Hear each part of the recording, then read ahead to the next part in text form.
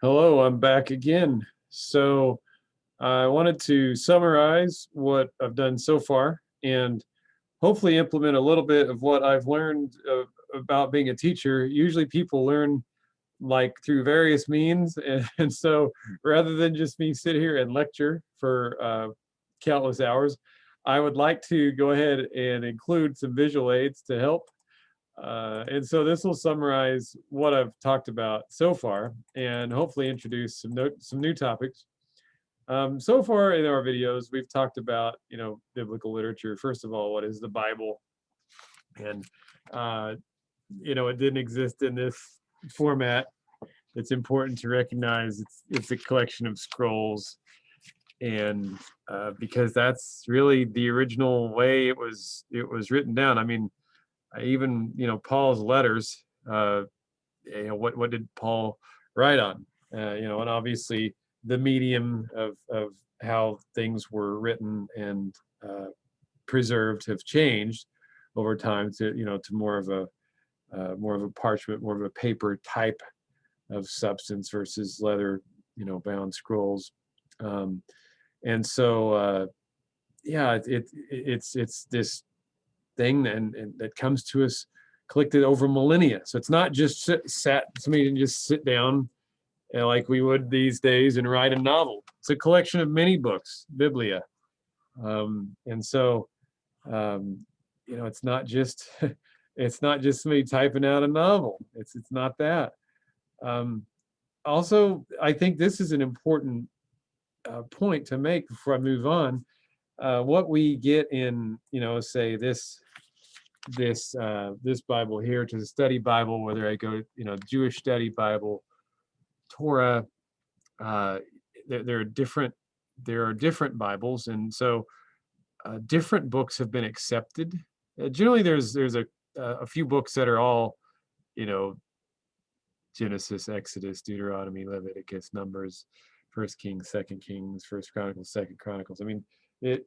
And then when you go to if you're looking at the Christian Bible, obviously you're including Matthew, Mark, Luke, and John, but there's some debate about some of the other books that get put into the Bible, and so you can actually classify, the books by their content. And so I'll get into that later, but how you classify the different books and the content that's in them. But canonized mean it's been accepted by at some point. These books were exalted over and above these others because there have, one could argue there have always been several different sources, and some may have been accepted and gained favor, and others may have not. Um, so I think that's an important point to make. Secondarily, I've been addressing this. What makes biblical interpretation necessarily, and I stress necessarily, difficult? This should be difficult. It shouldn't just be, and I'm going to, some people are going to take this possibly as some blasphemy. It shouldn't just be that somebody can open up and just say, oh, well, that's what that means to me, so that's what that means. I have a lot of issues with that.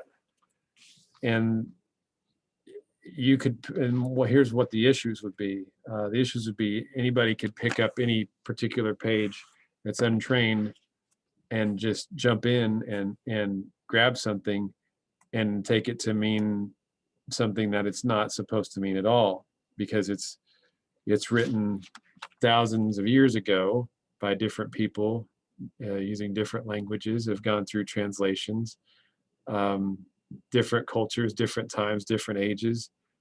And so what's tempting to, well, you should come to the Lord like before, like a little child.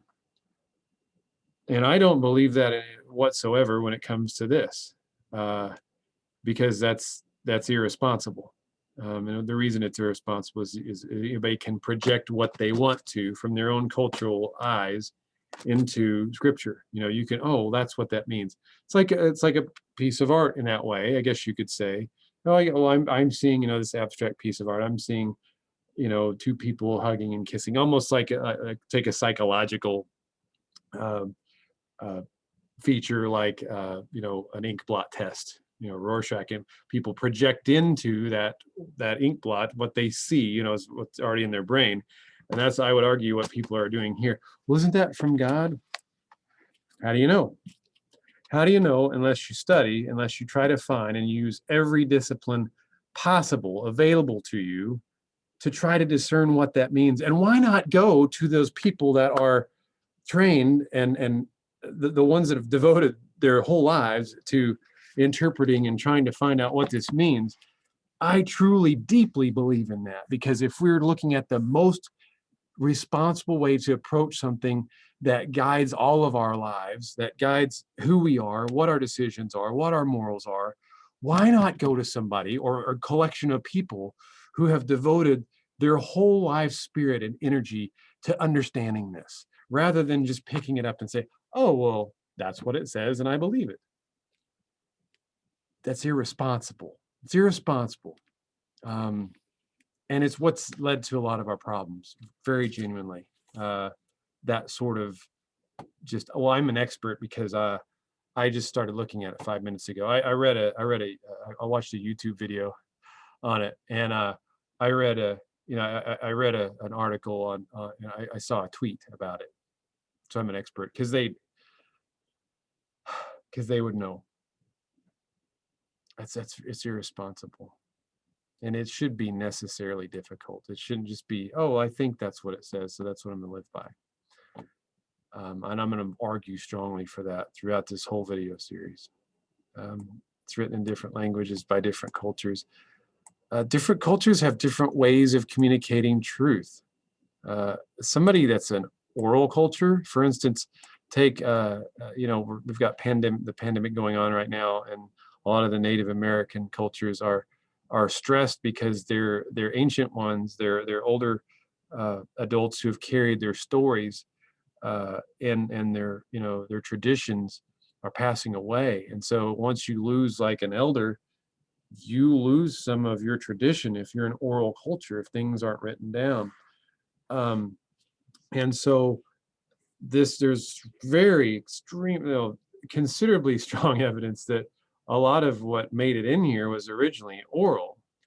Now there's also a good chunk of it that was written out by scribal classes that may or may not have been oral, or originally like communicated by word of mouth.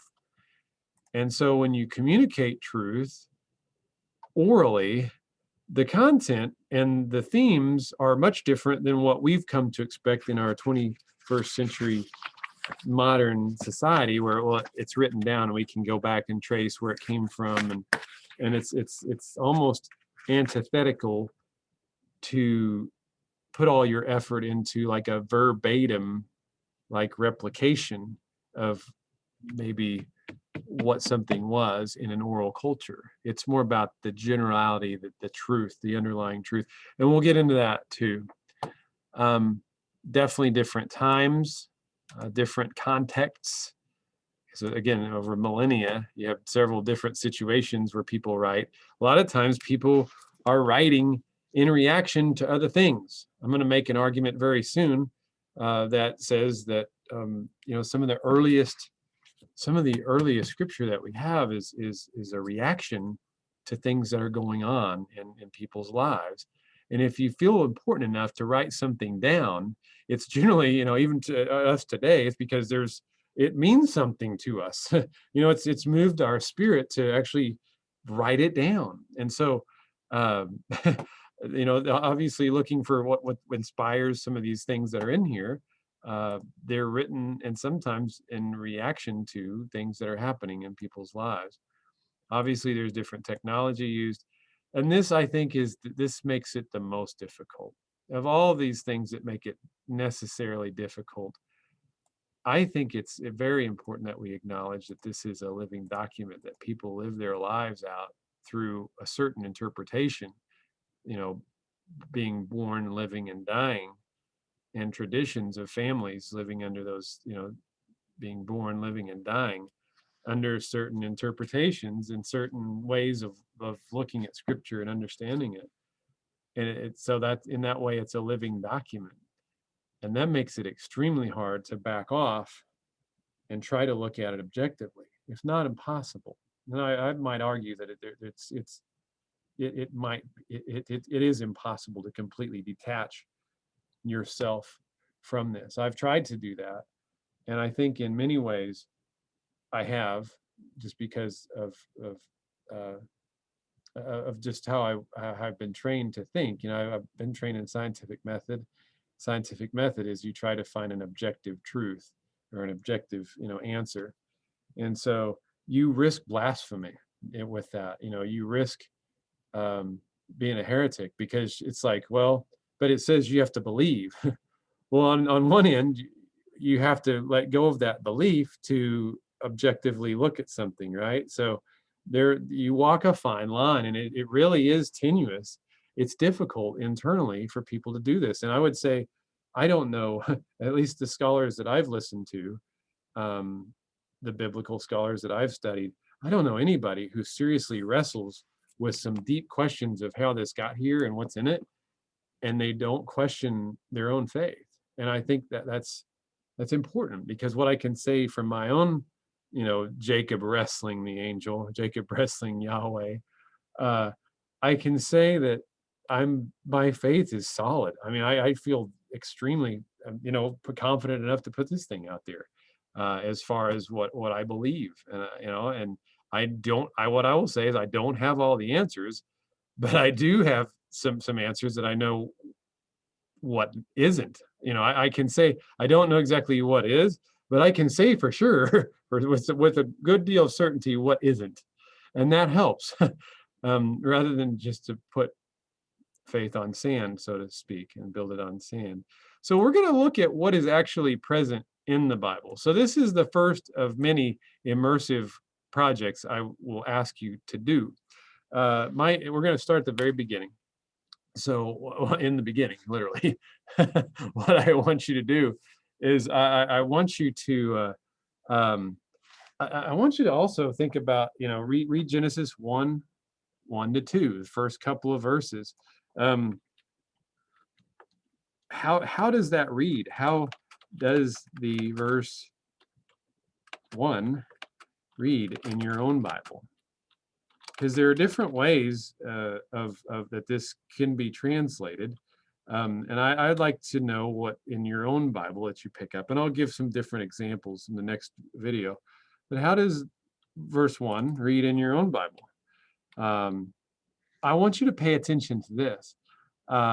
What did God create? That'll be fairly familiar for most people.